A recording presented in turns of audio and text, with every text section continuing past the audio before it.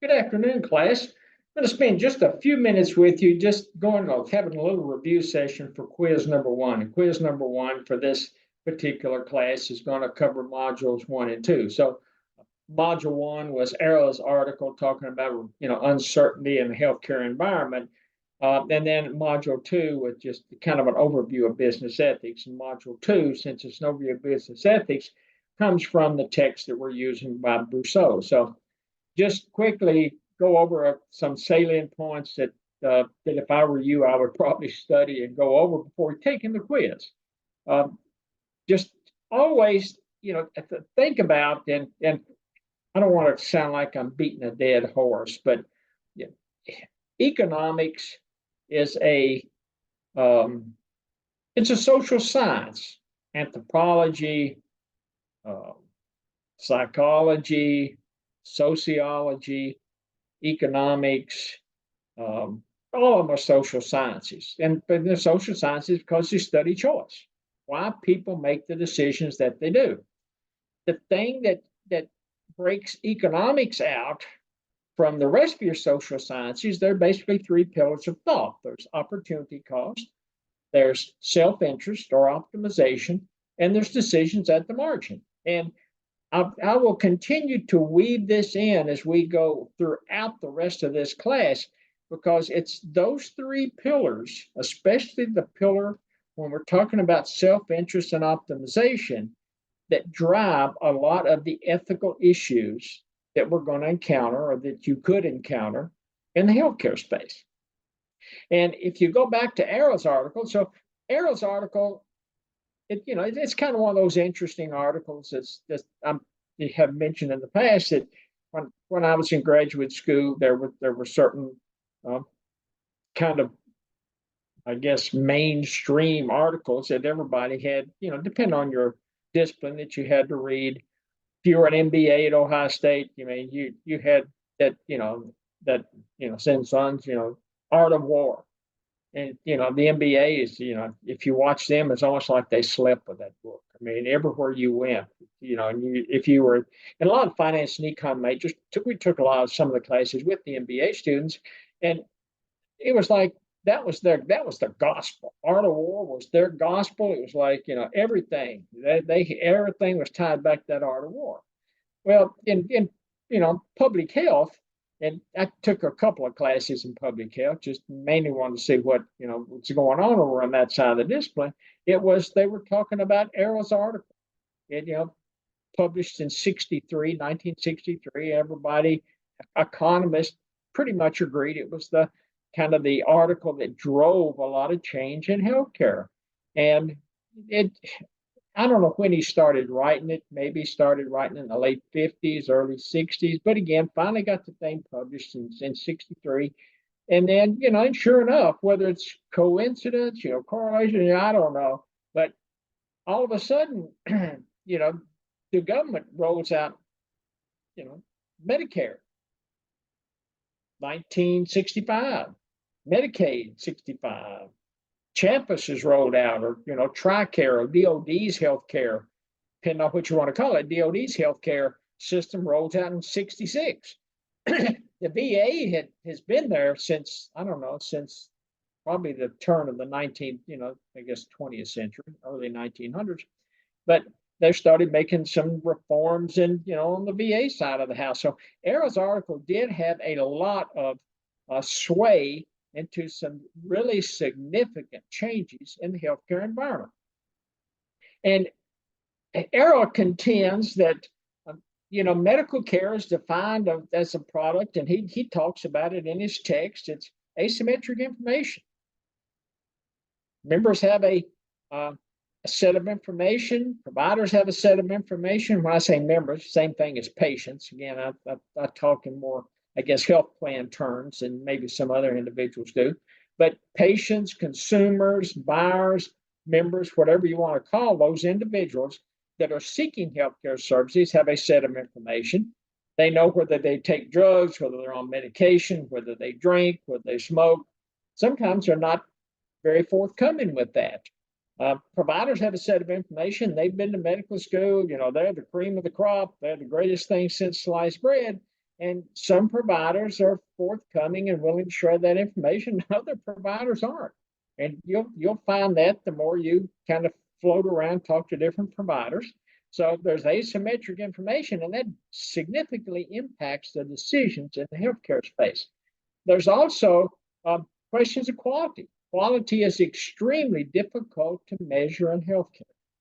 A lot of attempts to measure quality, and we've come a long way in healthcare in measuring quality, but it's still not a precise measurement when it comes to measuring quality in healthcare.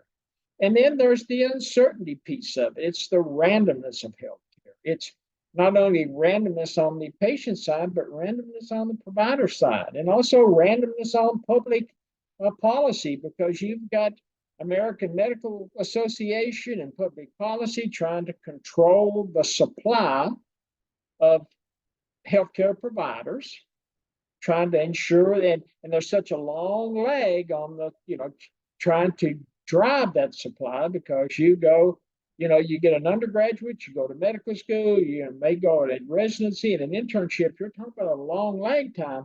So it's really difficult to match up the supply and demand. And especially when it comes to uncertainty and the randomness of healthcare, you've got things like incidence of disease. There is a randomness.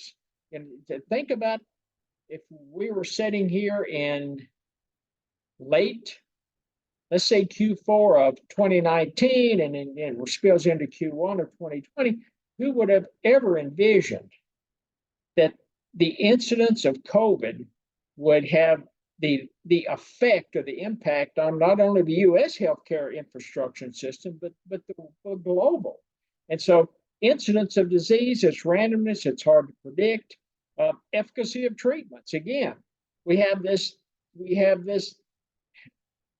positive outcome of going to see a provider is based on, back to this asymmetric information and the agent principle issue, and we'll get into that in a little more detail in some of the other modules, but you would like to be able to go in, and I personally prefer evidence-based medicine that's based on some research, but not all physicians head in that direction. So uncertainty, so you've got healthcare, it's just asymmetric information, can't measure quality, it's uncertainty.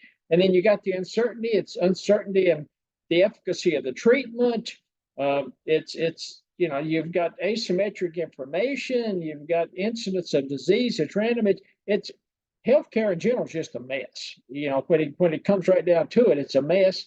And we probably are lucky that we have as good a healthcare system as we do. I'm not sure that the value is there for what we pay for that healthcare system, but at least it is what it is, and that's what we've got. And that's, things haven't changed that much. They've changed some from Aaron's article, but the publication of that article, but they haven't changed by leaps and bounds like they should. Now, people will argue that when AI is up and fully operational, or machine learning, again, whatever kind of semantics you want to use, that it's going to really significantly impact the quality of healthcare goods and services that we get. And that may be true, but we just don't know that at this point. And then we talk about, that I guess, prattle on constantly about the financial coin. There's a financial coin out there, and there's a struggle between basically it's the buyers and the sellers. So you've got on one side of this financial coin, you've got all the providers. They're generating healthcare goods and services, and they're selling them. They're basically selling them to a health plan, and the health plan is taking and bundling those goods and services from the providers, rolling them into a benefit plan, and selling those benefit plans to employer groups, who then roll those down to their employees. So you've got health plans and you've got providers struggling over that coin. Neither one of them wants to give it up. And right now, I'd say the health plans are winning, but you don't know how much longer they're going to win, because providers are starting to catch up, and they're starting to catch up quickly. And on the kind of on one side of the financial coin, you've got health plans, you've got government agencies, you've got CMS, CMS, especially if it's traditional Medicare. CMS is considered a payer. You've got the states that are considered payers if some of these Medicaid plans. You've got self-insured employer groups. When I say self-insured employer groups, there are two kinds of employer groups. They're fully insured, which they go in and they pay the health plan a premium and say, okay, here, just manage it all for me, take care of my employees. And then you've got the self-insured who will pay a health plan a um, an administrative fee, let's call it, to build them a network, provide a network, to provide some medical management, to process claims, to vet providers, kind of administrative stuff. But when it comes to the actual payment of healthcare goods and services, they're going to manage that themselves. They take on that responsibility. And so you'll hear people talk about self-insured or ASO groups, administrative service organizations, which that's what they're doing. They're paying health plans and administrative fees. So you've got those three big players on one side of the financial coin, and on the other side of the financial coin, you got providers. And that's kind of the way we break them out. Payers on one side, providers on the other side. And then government, and you saw it in, it's a result of Errol's article, and we see it a lot. Government intervention, it doesn't matter whether it's, federal, state, local, typically get into a market or try to develop policies or develop strategies when there's market failure. I mean, they like to transfer wealth, like to manage the socioeconomic aspects, but they typically get really involved in market economies when they see or they have the perception of inefficient markets or market failures. And what you will see is, as we go through some of this, we'll talk about, talk about normative statements, or the text talks about normative ethics when we're talking about business ethics.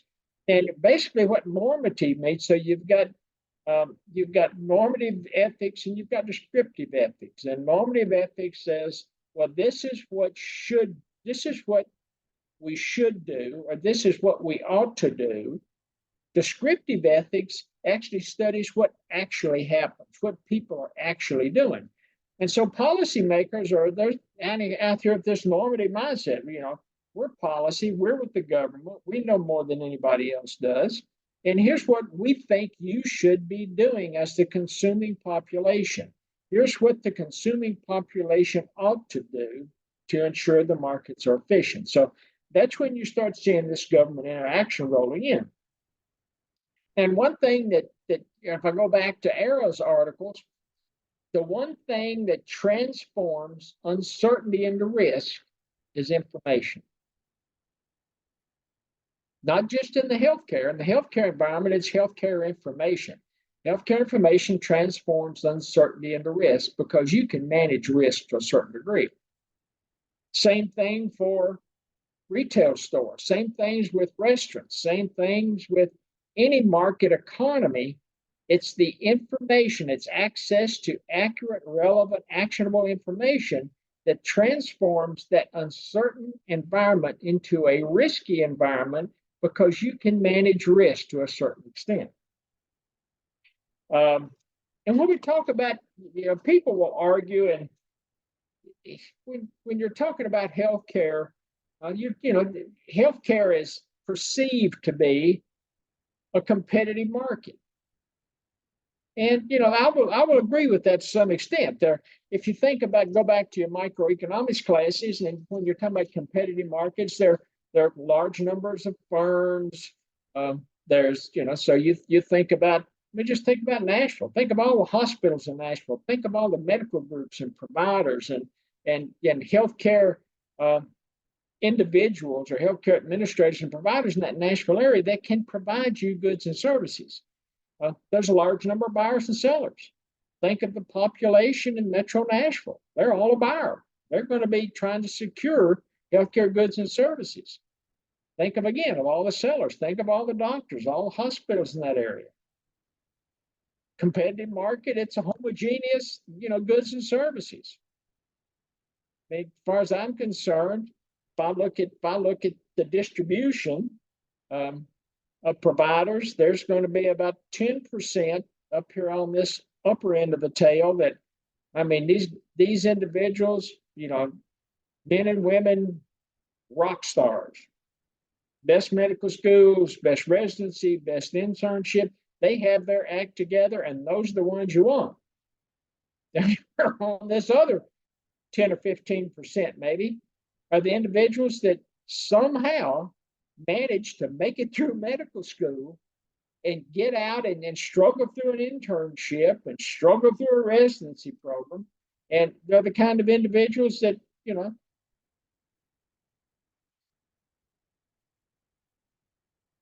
have to be politically correct here because you'll kind of get a flavor of this. You go through, and I'm a little pessimistic when it comes to healthcare. I mean, I grew up on a dairy farm, grew up in rural Kentucky. And for me to go see a doctor, it was like a 15, 20-minute drive. And growing up on a farm, a lot of times I got, hurt. Especially if I just needed stitches. If I needed stitches, if I cut myself or, if I needed 15, 20 stitches, I'd just pick up the phone, call the local veterinarian. I'd go down there. He'd sew me up, give me a shot of penicillin, tell me to come back in, 4 or 5 days. I'd go back in 4 or 5 days. He'd take the stitches out, or he'd say, if it was a place I could get to, he'd say, okay, here's what you do. Just take the stitches out. And that's in this current environment of healthcare, I'd rather go to my local veterinarian to go see some of this, 10 or 15% down at the bottom end of this distribution. And so there's 10% here, about 10 or 15% here, and the rest of them are lumped in the middle. And the rest of them that are lumped in the middle, I don't think it makes any difference which one you go to. You stand just as good a chance of receiving quality services as, kind of throwing a dart at the dartboard and picking one. And that's what we're talking about on competitive market. And that's what we're talking about on homogeneous goods and services. Now, the thing that I have problems with when it comes to competitive market and the definition that describes healthcare is for a competitive market, there's supposed to be complete information about prices.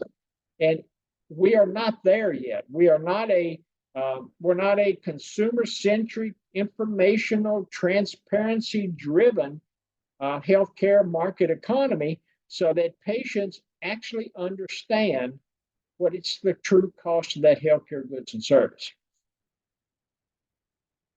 Most people, especially if they're on a copay plan, they're on a $5, $10 copay plan, you ask them what their office visit costs, and it's like $5. And to them, that's what it costs, $5. Now, if they read their explanation of benefits or their EOBs, it'll show what the provider billed, and it'll show what the health plan paid, and it'll show their patient liability of $5. Most people don't even read those. They just say, okay, I went to the doctor, it cost me $5. I went to the doctor, it was $10 copay. I went to the doctor, it was $0 copay. And until we get to that point, and a lot of health plans have tried through, mobile applications, through the internet and things, to give them an idea of what it's going to cost for goods and services.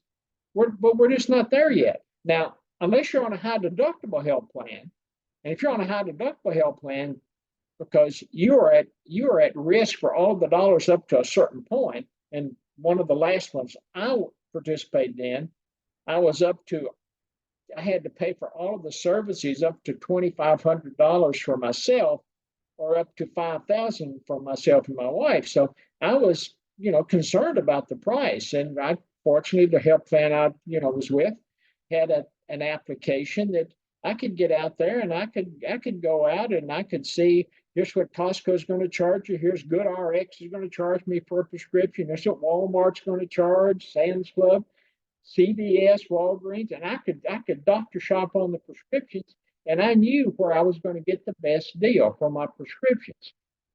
A little more difficult on the provider side when it came to office visits and things, because I could get an idea of what it's going to cost me for that 99213, which is your intermediate office visit, but I didn't know how many other things were going to happen while I was in the doctor's office. So a little different there. But at some point, we just don't have complete information about pricing. And to me, that's where the definition of a competitive market in healthcare starts to fall off.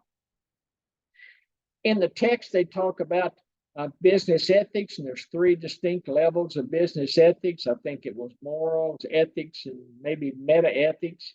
And they go into detail and explain that. Um, they talk about, again, they talk about normative, the difference between normative ethics and descriptive ethics. Normative says, what it ought to be or how you should act or how you do behave. And descriptive ethics, describes how things should actually occur, how things do actually occur. Um, and then when they're going through the I guess the historical aspects of business ethics, they're talking about they have some individuals that they point out. They talk about Plato, and he's talking about defining right and wrong. Talk about John Locke, who I've always really liked John Locke. I mean, he provides a lot of definition and guidance. John Locke he talks about where there's no law, there is no freedom, and it goes in kind of the basis of some of the things we have patents and property rights on. You've got Adam Smith, who's Wealth of Nations, and he talks about the invisible hand, and the invisible hand is going to drive any market economy to equilibrium, because the factors are going to find that price point and that quantity point that's going to float out the market and drive it to equilibrium. And they also mention John Mills, and they also mention Frederick Nietzsche, who says, and I guess his famous quote was, is it right or wrong? Well, it just really depends, which, that's about as vague as you're going to get. But it was actually interesting reading through some of that. And then lastly, when it goes back to those three distinct levels, if you remember, you've got morals and you've got ethics, and they talked about ethics being kind of the moral factory, and they produce the morals. And I think it's a combination of morals and ethics, and I think it all goes back to who is the leader of your organization? What kind of culture would the leader of your organization develop and implement, and then ensure that everybody within your organization drives towards? So whether it's morals, whether it's ethics, to me, they kind of joined at the hip as we go through that. And I think that's going to be it for kind of your little review. Again, it's 10-point review. Hope the video helps. Hope you do extremely well on the quiz. And if you got any questions, again, don't hesitate to reach out and ask me. Thank you.